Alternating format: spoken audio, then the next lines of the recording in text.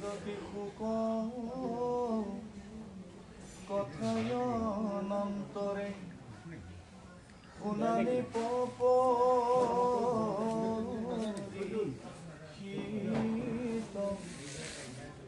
পরম ভকত উদ্ধবে বুলিলা কৃষ্ণর সবে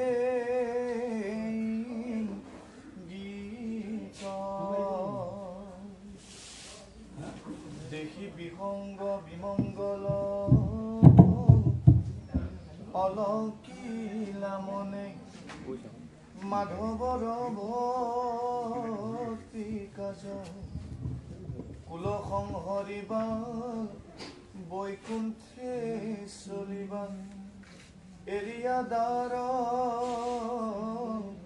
কাবাজ হে কৃষ্ণ স্বামী বুলন্ত লোতক নয়নৰ পৰে শৰীৰত সুকে অগণী উধাই মনে মহাস্মৰ্ম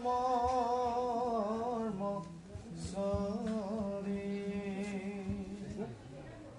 তেজিয়া নিশ্বাস চাপিলন্ত পাশ সন্তপে আকুল ভাও বিৰল থানত পৰিপ্ৰণামিলা শিৰে পৰশি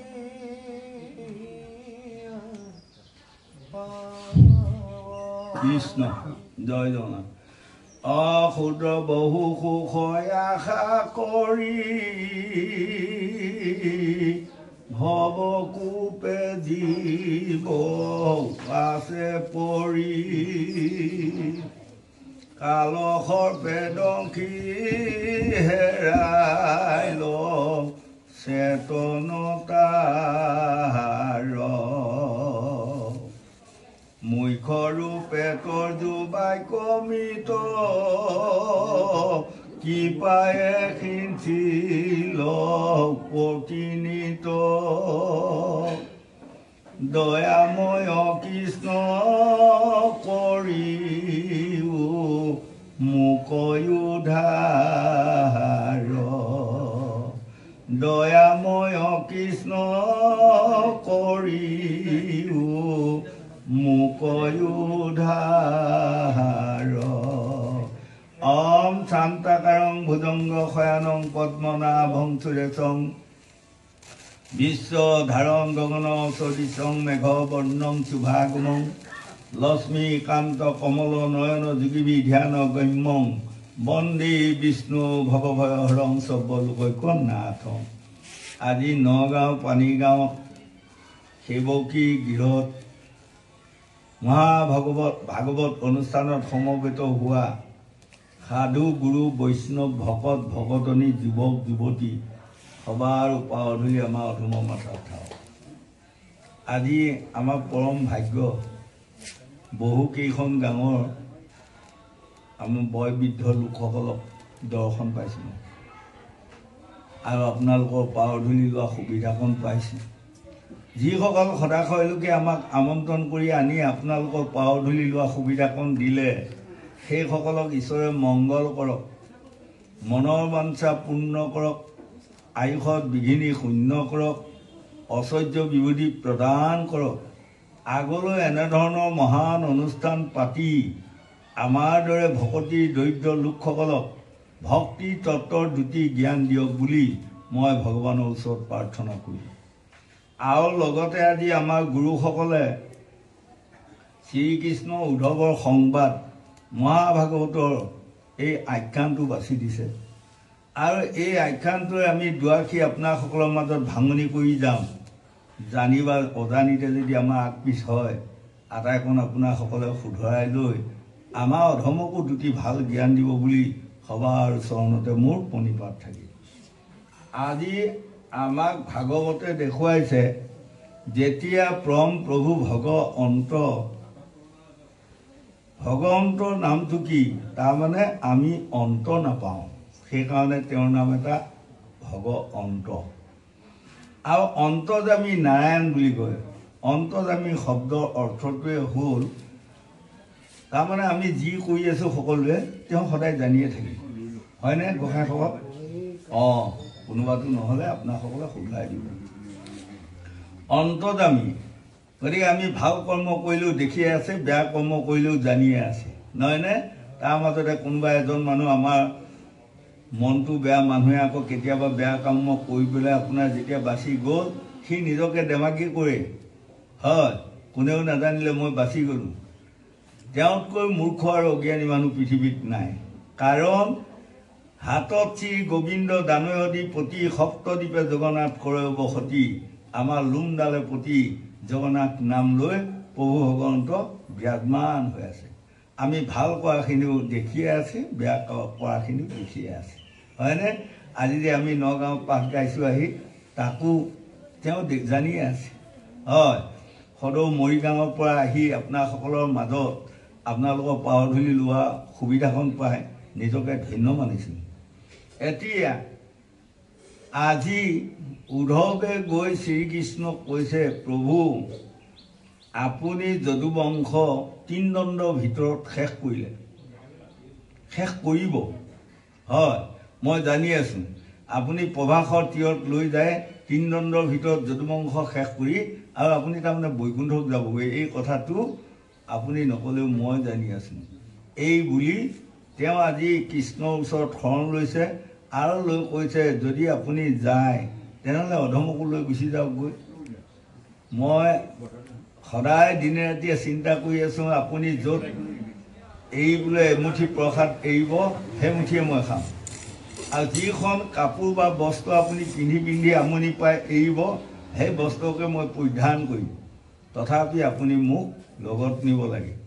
এতিয়া সেইটোতে আমাক বুজালে 56 কোটি যদুবংশৰ ভিতৰত ভগৱন্তৰ মহিমাটো এজনেহে জানিলে, নহয়নে বাৰু?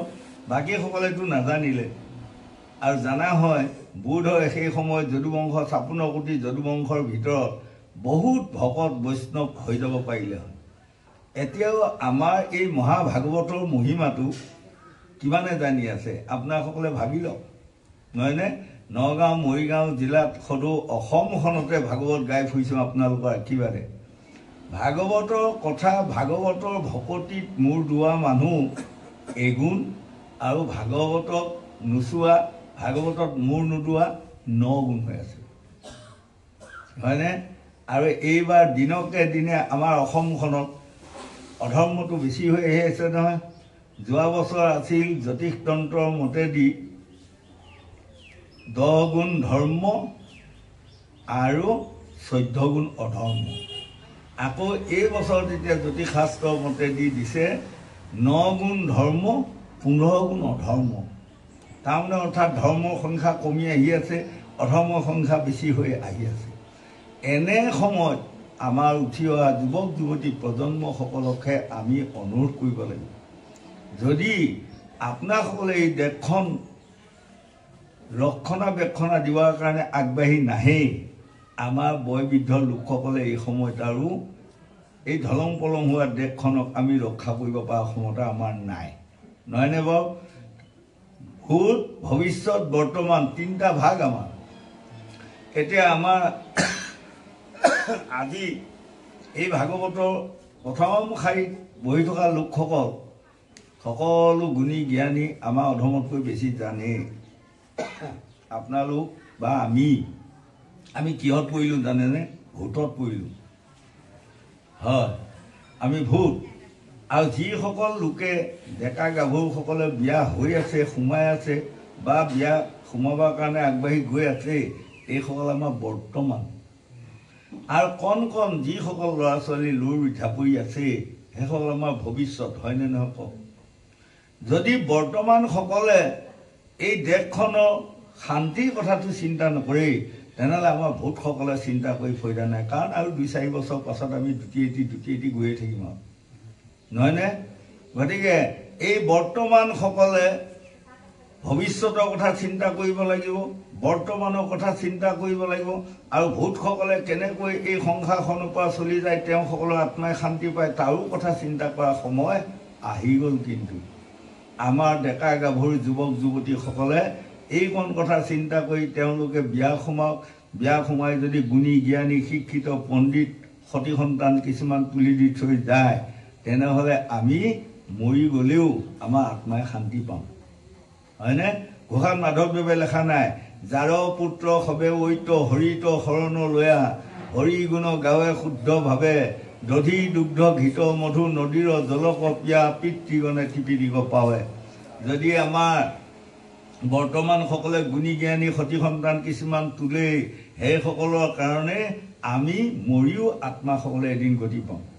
আৰু সেইসকলে যদি অধৰ্ম বাটত চলি যায়, তেনেহ'লে সেইসকলে আমাৰ ভূতসকলকো শেষ কৰিবই, আৰু ভৱিষ্যতসকলকো তেওঁলোকে শেষ কৰিব। কাৰণ তেওঁলোকক দেখিয়ে এতিয়া কণ কণ ল'ৰা ছোৱালীসকলে কৰ্মত আগবাঢ়িব, হয়নে? আজি এইকণ কথা সকলোখিনি বুজাই দিয়ক বুলি উদ্ধৱে কৃষ্ণৰ চৰণত মানে প্ৰণাম জনাই কৈছে যে, যাদৱ বংশক তুমি সংহাৰী এৰিবা ভূমি, অৱশ্যে জানিলো আকৌ আমি, সেইকাৰণে ঋষি সাপ ব্যৰ্থ নকৰিলা বাপ, তুমি হয় জগতৰ স্বামী, তুমি এজন অনন্ত কোটি ব্ৰহ্মাণ্ডৰ অধিকাৰী। তুমি এই ঋষি সাপটোতো তুমি নাশ কৰিব নোৱাৰানে? পাৰা, তাৰমানে নকৰা, নহয়নে?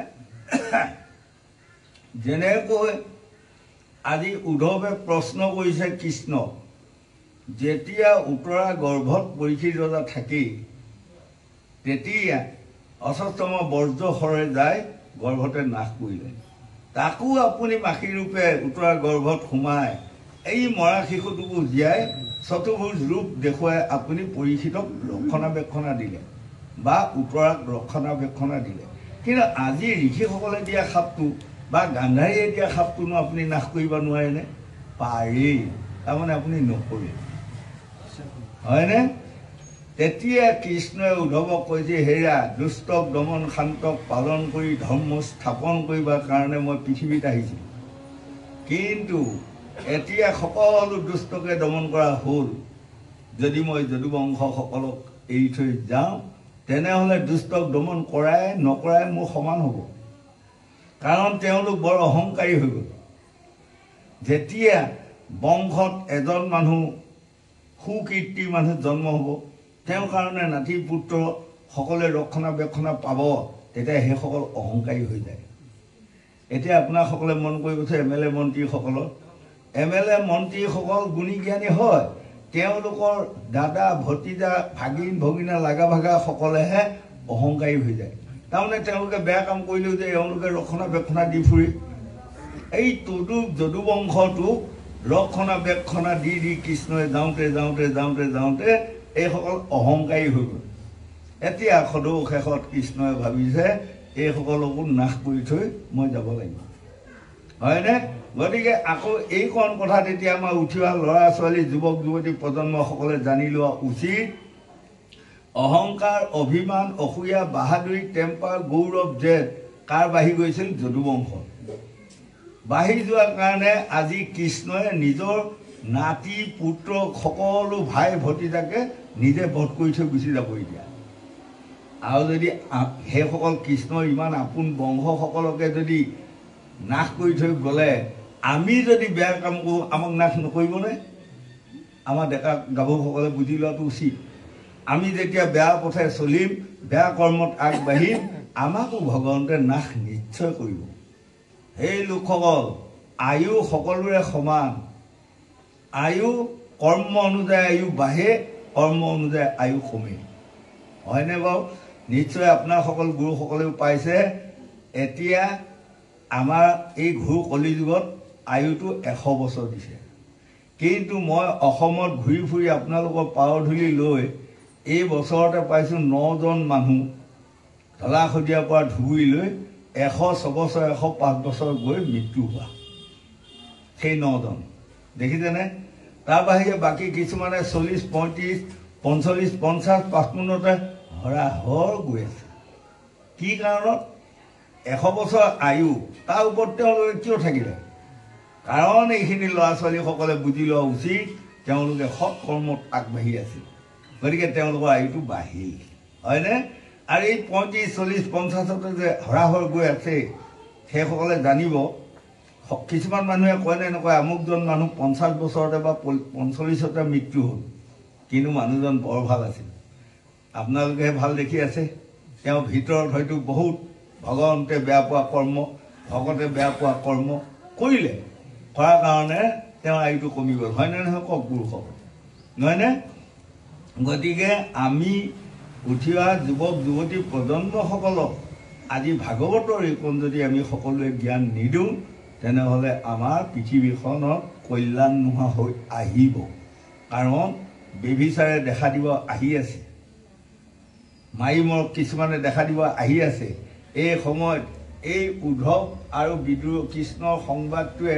আমাক আটাইকণ কথা বুজাই যাব ইয়াক যদি আমি কাণ ভৰি শুনি ইয়াক আকৌ যদি পালন কৰি যাওঁ তেনেহ'লে নিশ্চয় আমি ঈশ্বৰৰ ওচৰত মানে ৰক্ষা পাম বা ভকত বৈষ্ণৱেও আমাক ধন্যবাদ দিব গোবিন্দ কৃষ্ণৰ বিয়োগে অগ্নি অন্তৰ্গতে হৃদয় গদধ কৰে সুকে মকমকী কৰন্ত কন্দ্ৰন নয়নৰাণীৰ জৰে কদুখনে আখি মুখ মুচি পাছে উঠিলা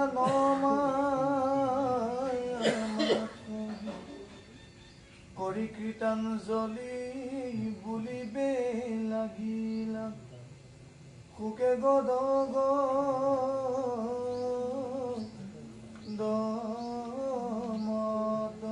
আজি উদ্ধৱে কৃষ্ণৰ পাৱত পৰি মকমকী কান্দা বুলি কৈছে তেওঁ হয়তো মাত ঘূৰি অহা নাই নহয়নে কিছুমান মানুহে আমাৰ চিঞৰি কান্দে আৰু কিছুমান মানুহে চিঞৰি কান্দিব নোৱাৰে ভিতৰত খুন্দিয়াই খুন্দিয়াই কান্দে হয় সেই কান্দোনটোৱে কি কৰে জানে নিজৰ আয়ুটো কমায় আমাৰ জ্যোতিষশাস্ত্ৰত ভিগু আদি বাৰমুনিসকলে লিখিছে ভাগৱতৰ দ্বাদশত পাব আপোনালোকে দিনটোৰ ভিতৰত যদি আপুনি 3বাৰ মুখ ভৰাই হাঁহিব পাৰে আপোনাৰ আয়ু বাঢ়ে আৰু দিনটোত যদি ক'ৰবাৰ পৰা খুব বেজাৰ এটাত যদি আপুনি দোহে আয়ু কমে যেনেকৈ এজন মানুহ ক'ৰবাৰ খুব আপোন মানুহ এজন মৃত্যু হ'ল এটা উদাহৰণ দিছোঁ মৃত্যু হোৱাৰ লগে লগে এজনে আহি তেওঁক ক'লে কোৱাৰ লগে লগে তেওঁ খুব দুখ লাগি মানে অন্তৰখন ভিতৰত কান্দি আছে তেতিয়া আয়ু কমে সেইকাৰণেতো গীতাত কৃষ্ণই অৰ্জুনক কৈছে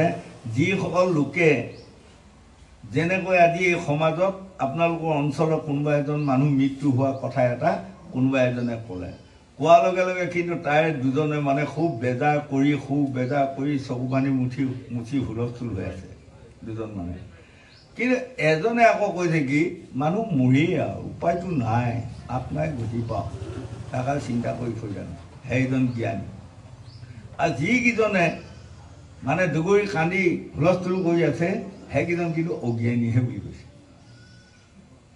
হয়নে কৃষ্ণ অৰ্জুনক কোৱা কথা আৰু আমিও দেখিছোঁ আমাৰ দেহটো আমি সকলো মৰিমেই আমি সকলোৱে মৰিমেই আৰু দুদিনৰ ভিতৰত কোনোবাই 10 বছৰ থাকক কোনোবাই 100 বছৰ থাকক 50 বছৰ থাকক যেনে তেনে আমি মৰিব লাগিবই নহয় সেইদিনা এজন মানুহে মোক কৈছে আপুনি বঢ়িয়া ভাগৱত গাই ফুৰিছে গোসাঁই কিছুদিন জীয়াই থাকক আৰু মই বোলো কিয় আপুনি চিন্তা কৰিছে কৈছে এতিয়া আপোনাৰ বয়স হৈ আহিলে কোনোবা দিনা ঢুকালে বহুত ডেকা গাভৰুসকলৰ ক্ষতি হ'ব মই নমৰো নহয় আপুনি চিন্তা নকৰিব ৰা কি কয় মই বোলো মই নমৰো মই মৰা গম পালেই মই আমেৰিকাত যাই পলাই থাকিম বুলি মই কৈছোঁ হয়নে তেতিয়া গোটেইকেইজনে হাঁহিছে কিন্তু জাৰ্মান জাপান আমেৰিকাত পলাই থাকিলেও ৰেহাই পাব জানো নাপায় আমি মৰিবাই লাগিব হয়নে গতিকে এই দেহটো বিশ্বৰ ৰূপত গীতাত কৃষ্ণই অৰ্জুনক দেখুৱাইছে চোৱা অৰ্জুন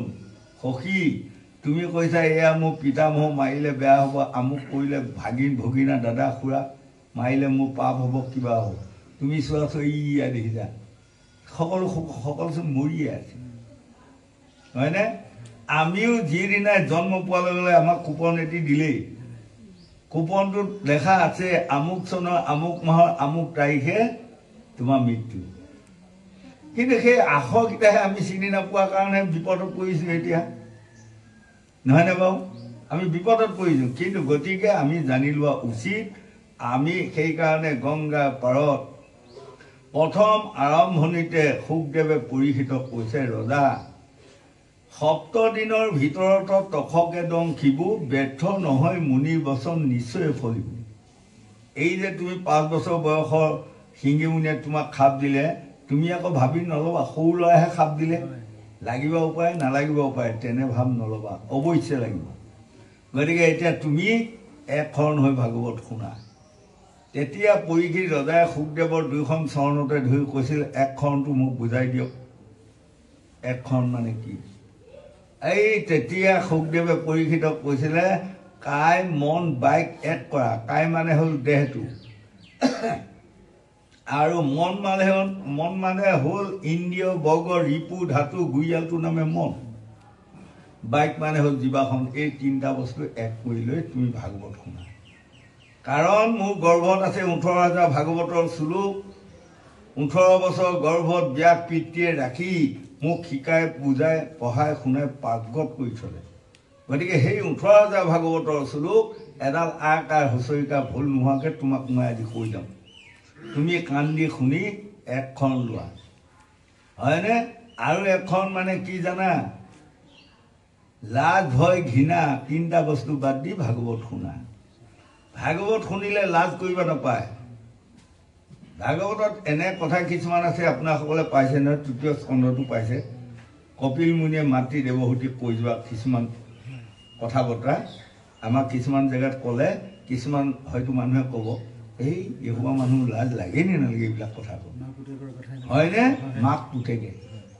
গতিকে ৰজা পৰীক্ষিত, তুমি লাজ নকৰিবা, সন্দেহ হ'লে মোক প্ৰশ্ন কৰিবা, মই তাৰ যথাযথ উত্তৰটো দি যাম। হয়, উত্তৰ দি যাম। আৰু ঘৃণা জাতি ধৰ্ম বৰ্ণ নিৰ্বিশেষে কাকো তুমি ঘৃণা নকৰিবা, হয়নে?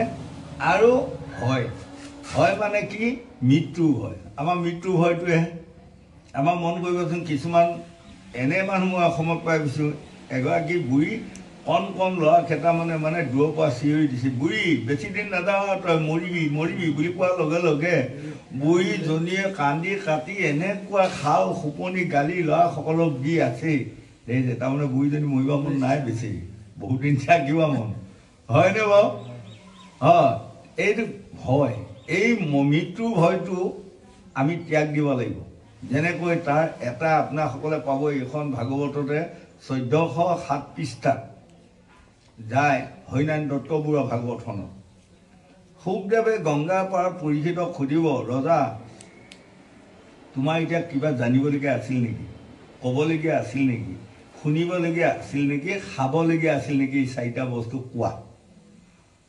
তেতিয়া পৰীক্ষিত ৰজাই ক'ব, যিটো বস্তু জানিলে আৰু পৃথিৱীত জানিবলগীয়া নাই, সেই কণ বস্তু জানা হৈ গ'ল।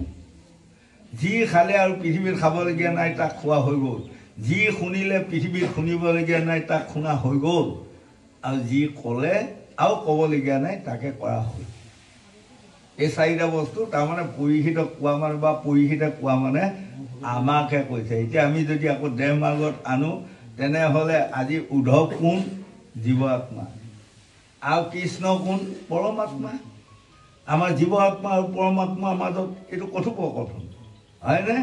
আকৌ দেহ মাৰ্গত যদি চাওঁ, এই ভাগৱত শুনা মানে আপোনাৰসকল যে শুনি আছে, আজি আইসকলে হওক, বোপাইসকলে হওক, ল'ৰাই হওক, ছোৱালীয়ে হওক, প্ৰশ্ন নাই, সকলো আমি একোটি একোটি ৰাজা পৰীক্ষিত, হয়নে নহয় গোসাঁই কওক?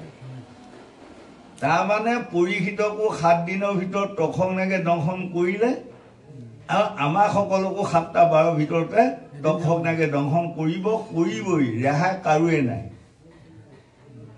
হয় যেনিবা আপোনাক সোমবাৰে মোক মঙলবাৰে তেখেতক বুধবাৰে তেখেতক বৃহস্পতিবাৰে বাৰ বেলেগ বেলেগ হ'ব কিন্তু 7টা দিনৰ ভিতৰত 7টা দিনৰ ভিতৰতে আমাক তখংগে দংশন কৰিব ৰেহাই আমি নাপাওঁ সেইকাৰণে গংগা পাৰত শুকদেৱে পৰীক্ষিতক কৈছে তুমি লাজ ভয় ঘৃণা 3টা বস্তু বাদ দি ভাগৱত শুনা আৰু কেইটামান বাদ দিয়া বস্তু আছে কি অহংকাৰ অভিমান অসূয়া বাহাদুৰি টেম্পাৰ গৌৰৱ জেদ হিংসা নিন্দা ঘৃণা পৰ সমালোচনা সেইটো পৰীক্ষিতক কোৱা মানে আমাকহে কৈছে হয় তেনেহ'লে গোসাঁই কওক তাৰমানে একখনটো সেইটো আমি এতিয়া যে একখন হ'ব লাগিব সেইকেইটা বস্তু আমি ত্যাগ দিব পাৰিলে সেইজন মানুহকে কৈছে একখন হয় আমাৰ এতিয়া ক'ৰবাত কোনোবাই কয় সমাজত যে এখন হ'লেই হ'ল কিন্তু সেইটো দেখা চায় বেদাচাৰটোৰ ভিতৰত মানিব লাগিব যিজন মানুহ মৃত্যুৰ কাৰণে ভয় কৰি আছে তেওঁ এখন হ'ব কেতিয়াও নোৱাৰে আৰু যেতিয়া পৰীক্ষিতৰ পৰা এইকেইটা কথা শুনাৰ পাছত শুকদেৱে ক'লে ৰজা তোমাৰ হৃদয়ত হয় বুলি কোৱা বস্তু ত্যাগ আহিল আৰু তোমাৰ গাত ব্ৰহ্ম জ্ঞান আহিল এতিয়া মই যাওঁগৈ আৰু তেতিয়া পৰীক্ষিত ৰজাই কৈছে মৃত্যুৰ ভয় নাই সিংহী মুনিৰ বাক্যটো ৰক্ষা কৰি ক'ত আছা তখং আহা আহি মোক দংশন কৰা মই যাওঁগৈ তদুপ আমিও যিদিনা শেষ বিচনাত পৰিম গোসাঁই সেইদিনা আমিও ক'ব পাৰিব লাগিব মৃত্যু আহা লৈ যোৱা হ'ল এইখন পৃথিৱীত বহুত দিন থকা হৈ গ'ল বহুত খোৱা হৈ গ'ল বহুত কোৱা হৈ গ'ল আৰু বাকী নাই গতিকে এতিয়া আমাক কি জানিব দিলে আজি ভাগৱতে যি বস্তুটো জানিলে এই পৃথিৱীত আৰু জানিবলগীয়া নাই সেইটো বস্তু জানিব যত্ন কৰক খবৰলৈ যি শুনিলে পৃথিৱীত আৰু শুনিবলগীয়া নাই সেই বস্তুটো শুনাহে যত্ন আমি কৰিব লাগিব হয়নে যি খালে আৰু পৃথিৱীত অন্য বস্তু খাবলগীয়া নাই এসোপা খাবলগীয়া নাই সেইটো বস্তু খাব যত্ন কৰক সেইটো নামে হ'ল কি অমৃত খোৱাৰ পাছত আৰু বাকী খাবলগীয়া একো নাই নহয় বাৰু গতিকে আজি পৰীক্ষিতক কোৱা মানে বা পৰীক্ষিতে কোৱা মানে আমাক কৈ আছে দেহ মাক হয় গতিকে আমাৰ এই দেহটোৰ কথা আটাইখিনি আজি ভকতি তত্ত্বৰ কথাখিনিকে উদ্ধৱৰ আগত ক'ব উদ্ধৱ মানে ক'ত উদ্ধৱ আছে জানো আজি নাই আমাক ক'ব আমি এতিয়া আজি ভাগ্যৱান আমাৰ যি সেৱকী গোসাঁই আমন্ত্ৰণ কৰি আনি আমাৰ সকলোকে এইকণ হৰি ভক্তি কৰাৰ সুবিধা অকণমান দিছে তেখেতৰ ঐশ্বৰ্য বিহুতি প্ৰদান কৰিছে কাৰণ কিয় জানে এখন ভাওনাত এটাহে পাৰ্ট পায় থিয়েটাৰ চিয়েটাৰ নহয় বাৰু মই আপোনালোকৰ আশীৰ্বাদে 7 বছৰ 5 মাহ থিয়েটাৰত ফুৰিলোঁ এটাহে পাৰ্ট পায় কিন্তু আজি আমাৰ এইসকলৰ ভাল এইখন ষ্টেজত আমি 2টা পাৰ্ট পাইছোঁ আজি কিহৰ ভাল পাৰ্টে 2টা বুজিছে এটা পাৰ্ট হ'ল উদ্ধৱৰ আৰু এটা পাৰ্ট হ'ল পৰীক্ষিত আজি 2টা পাৰ্ট পাইছোঁ গতিকে এই 2টা পাৰ্ট পাইবলৈ যদি আমি এইকণ কথা আদৰি আমাৰ হৃদয়ংগম কৰিব পৰা যায় ইহকালে পৰকালে আমি এই ৰৌ নৰকত আহিবলগীয়া নাই এতিয়া আমাৰ দেখুৱাইছে 84খন মানে 84 কোটি নৰক আছে নহয় বাৰু আৰু তাৰে বোলে 28খন মুখ্য নৰক আছে নহয়নে আৰু তাৰে এখন আকৌ মুখ্য নৰক কি ৰৌ নৰক এটা ৰৌ নৰকখন নগাঁও পিনে আছে নে হোজাই পিনে আছে নে ডিব্ৰুগড় পিনে আছে কিন্তু ক'ৰবাত পোৱা নাই লাভ নহয় কিন্তু আমাক দেহমাগত কৈছে ৰৌ নৰক কোনখন জানে আমাৰ আই মাতৃ গৰ্ভখন মই যেতিয়া আই গৰ্ভত থাকোঁ তেতিয়া আপোনালোকে বাহিৰত থকাসকলে দেখিছে 10 মাহ আছে কিন্তু মই তাত যিটো যান্ত্ৰণা দুখ ক্লেশ ভুগি আছোঁ মোৰ কাৰণে 10 কোটি বছৰ গৈছে তাত কিমান যান্ত্ৰণা সেই ৰৌ নৰকত যাতে আমি আৰু ঘূৰি নাহোঁ তাৰ কাৰণেই আমি ভাগৱত ল'ব লাগে ভাগৱত শুনিব লাগে ভাগৱতৰ জ্ঞান আয়ত্ত কৰাটো পৰম কৰ্তব্য এনে এটা জেগা আছে যি জেগাত জন্ম নাই মৃত্যু নাই যি জেগাত ৰোগ নাই ব্যাধি নাই সুখ নাই তাপ নাই সদায় আনন্দময় শান্তি আছে সেই জেগাত আমি যাব পাৰোঁ সুবিধা এটা আছে মাত্ৰ কুপনটো তৈয়াৰ কৰিব লাগিব হয়নে গোসাঁই যদি কুপনটো হয় আমিও যাব পাৰিম গতিকে আমি যাতে আৰু ঘূৰি এই ৰৌ নৰকত আৰু বাস নকৰোঁ এই চিন্তাটো কৰাটো আমাৰ পৰম কৰ্তব্য বুলি 4 বেদ 14 শাস্ত্ৰ 18 পুৰাণে আমাক বুজাই আছে। গোবিন্দ।